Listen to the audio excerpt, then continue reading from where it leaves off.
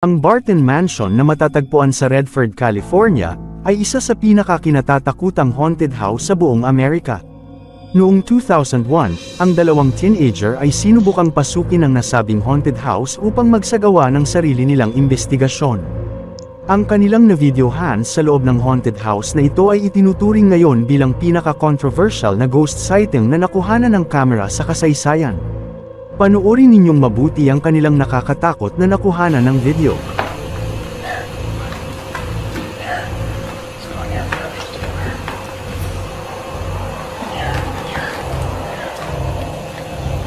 Cover my back, alright.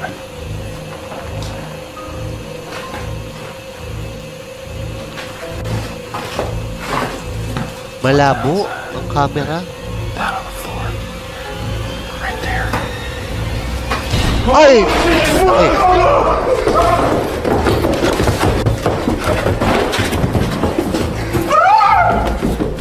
Sigaw! Bakit ako sigaw ako?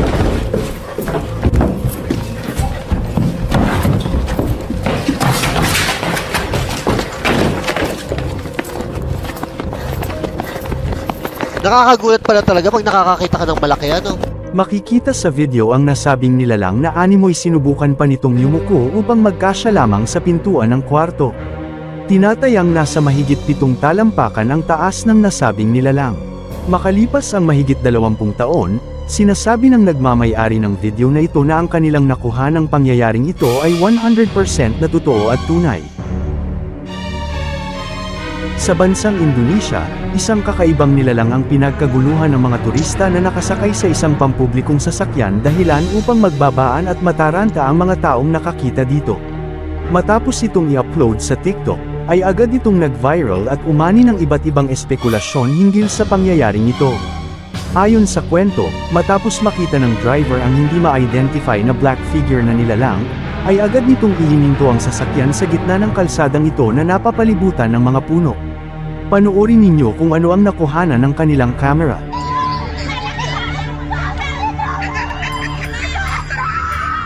May tumatawa? Makikita sa video ang sigawan at takbuhan ng mga tao matapos nitong makita ang kakaibang nilalang na ito na nasa sasakyan.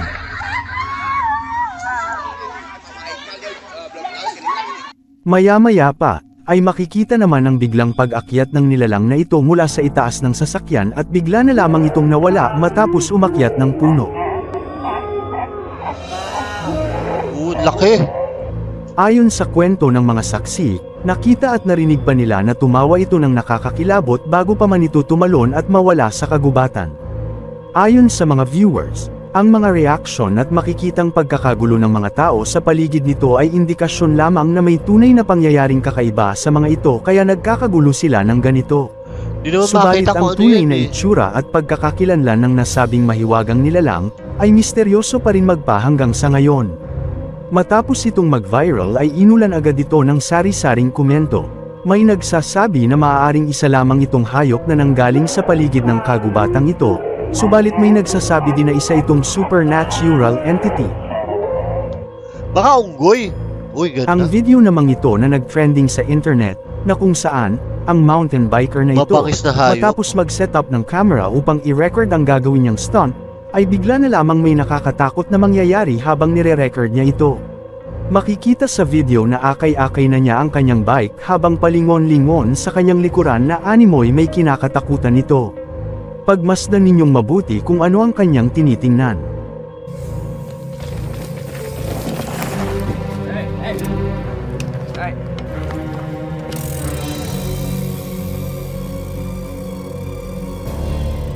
Kayo, mabangis ba kayo?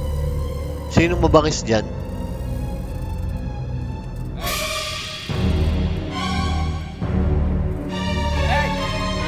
Oh!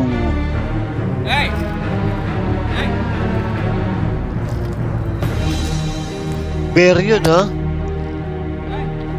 Makikita sa video ang tangkang pag-atake ng isang dambuhalang bear sa binatang ito.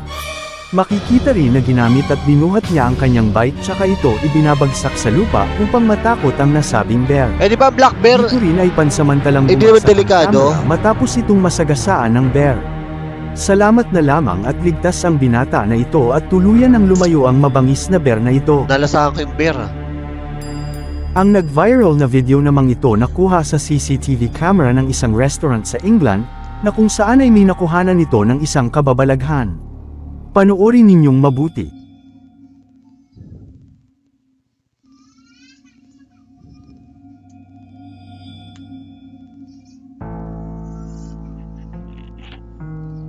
Ano yung gumalaw yung upuan sa baba? Ayun oh. May kumakain. Oh.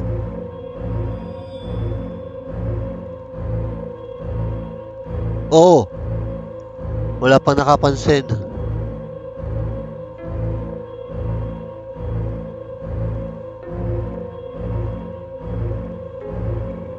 Makikita sa CCTV footage ang paggalaw ng mga plato at kagamitan sa ibabaw ng mesang ito. Noong una ay walang nakakapansin dito, subalit nang maghagisan at maglaglagan ito mula sa sahig, ay napatingin na lamang ang mga nakapalibot na tao na kasalukuyang kumakain ng mga oras na iyon.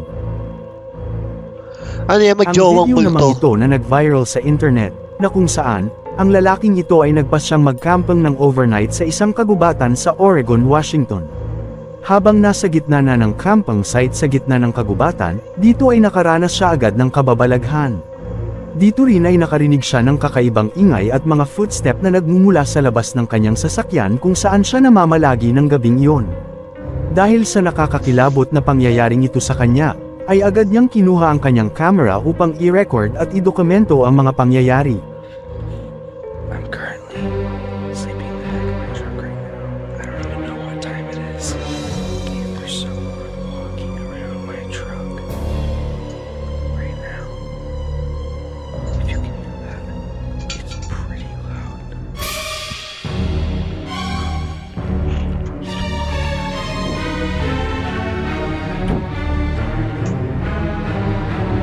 Freaked out right now.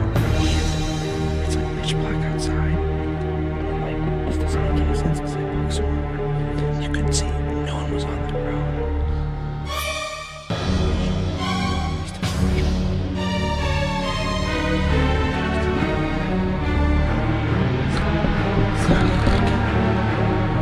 Parang bear. Oh. Truck. The canopy, the back door's locked right now. I'm scared of him forever. I don't think he knows that there's anyone in here. Patay ka. I'm so scared right now. Ba't ka dyan natutulog? He's literally peeking through the door right now. Paano mo nakikita?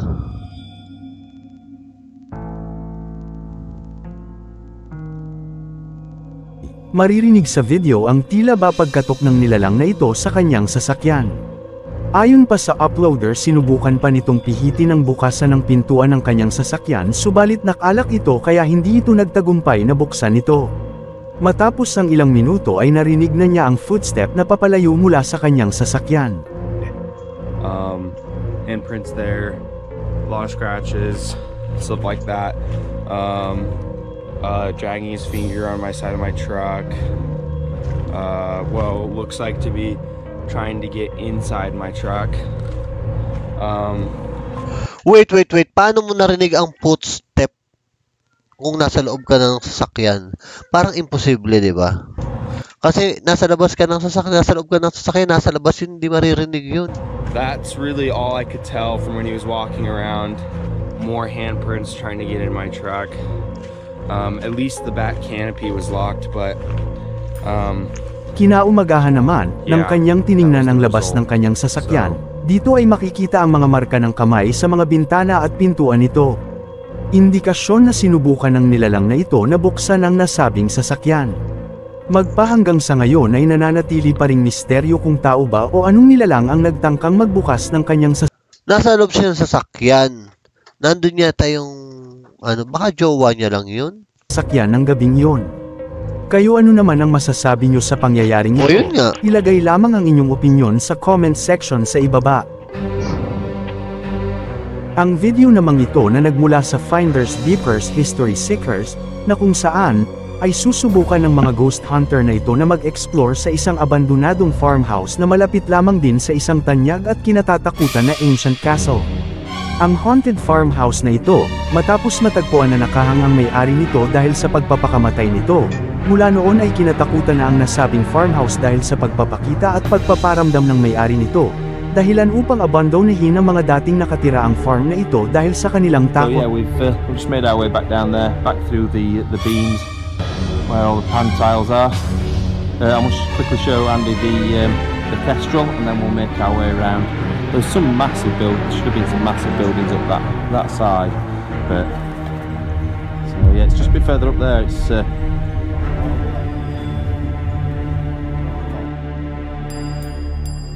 Makikita sa video ang isang black figure sa may bandang pintuan na animoy nakatitig sa kanila habang nag-e-explore ang mga ito sa lugar. Parang ang laki ah. Dahil hindi nila agad ito nakita, ay nagpatuloy pa rin sila sa isinasagawa nilang inspection sa lugar. They're becoming more and more of a liability. Ayun oh, may nakatayo. Kita nyo? Let's go to the main house. Now again.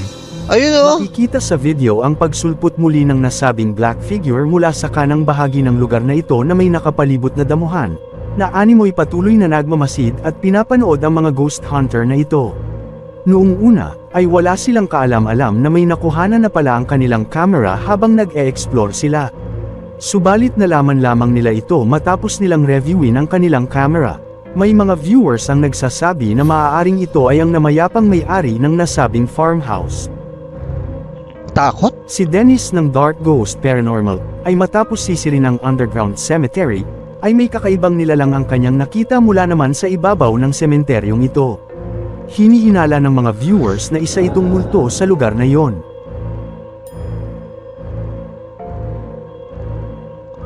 Puno, naglalakad? Ano ba? Kalabaw yata yun eh. Sinasabi na ang black figure na kanyang nakita ay nakalutang mula sa ibabaw ng sementeryong ito. Maya-maya pa ay bigla naman uli itong lumitaw sa nasabing area. Dito ay makakaramdam siya ng takot dahil sa malapitang pagpapakita ng nasabing nilalang.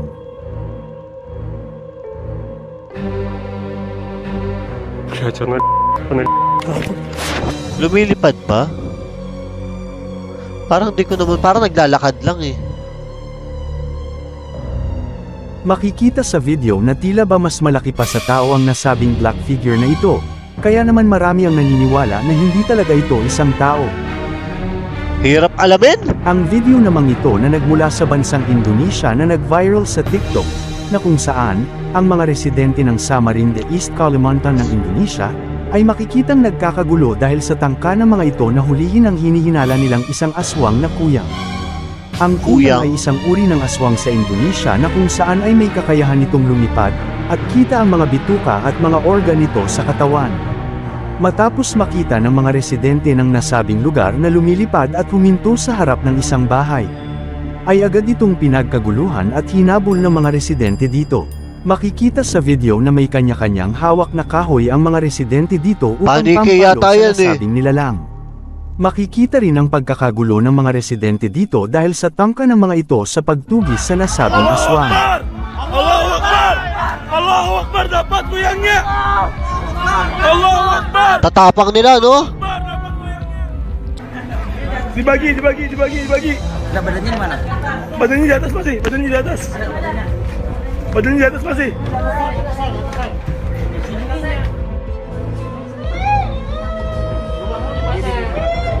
Ano yun, naging babae?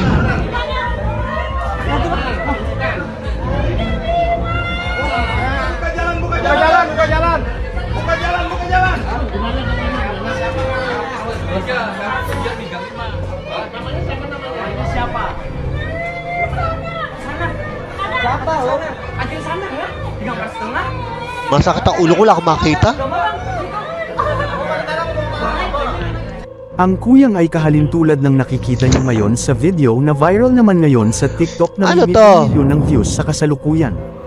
Ang tao na ito na naka-custom ng kuyang ay animoy nananakot sa mga tao sa isang okasyon na ito. Ah.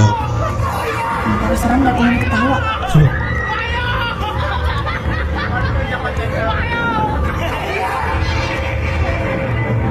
Ayun ang kuyang.